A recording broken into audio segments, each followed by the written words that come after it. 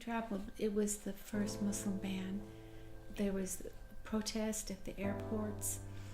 The feelings were really intense. And I know Mohamed and I were thinking, well, we're so innocent.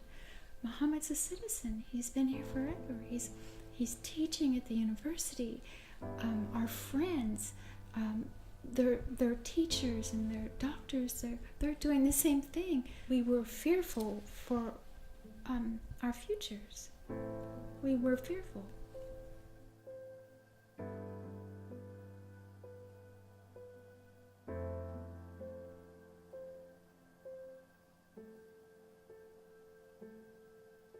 In this time we live in right now, it's very hard for me and my wife to travel.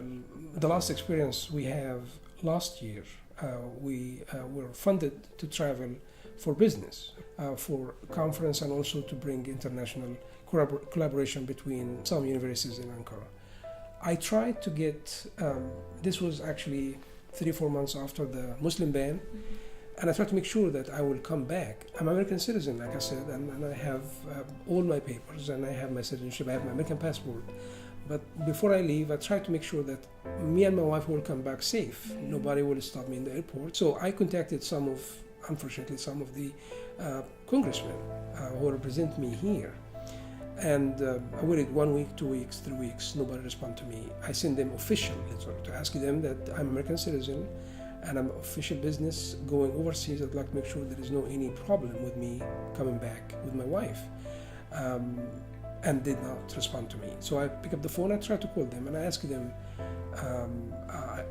do you have any answer for my question? They said, sir, this is media hype. There is nothing wrong with you, everything will be fine. I said, but I need a document can secure me and my wife to come back to my job, to my life, to my family, and my work. They did not even answer me.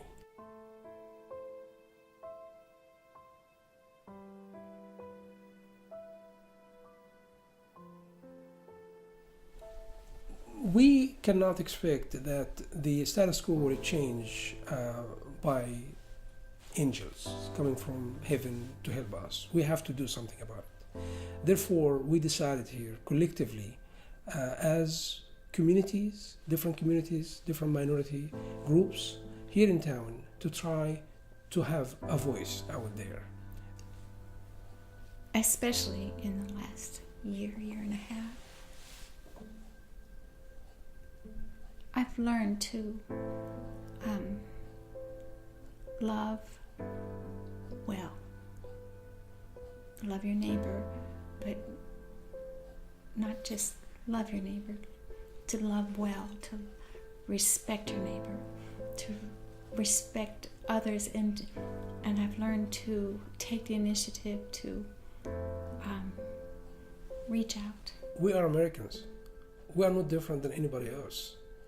We wake up in the morning looking after our families, our kids, our neighbors, our communities. We have no any intention to do anything wrong or to be different than anybody else. Why they look us as others? Why they put us based on our religion, our skin color, our state of origin? I'm your neighbor. I'm your professor. I'm your doctor. Why you accept me as a teacher, but you cannot accept me as a member of this country?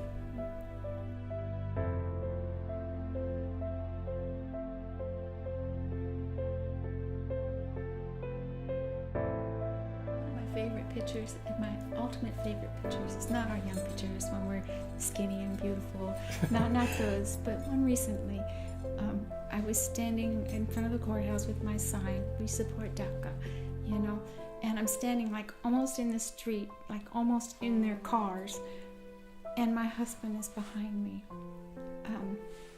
watching me and supporting me in political activism, and I'm so proud of that my husband supports activism, and that we're part of the voice for change, that we're not silent.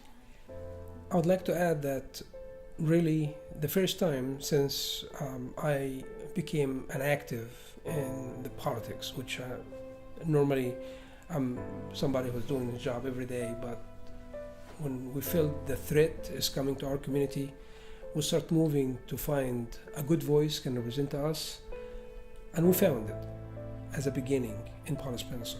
Therefore, I'm hoping that Paul Spencer to be replicated all over the country, because he's not a politician. You cannot buy him with money. He's a friend, and he can listen. And I think this is the type of politician we'd like to have. I'm Paul Spencer, and I approve this message.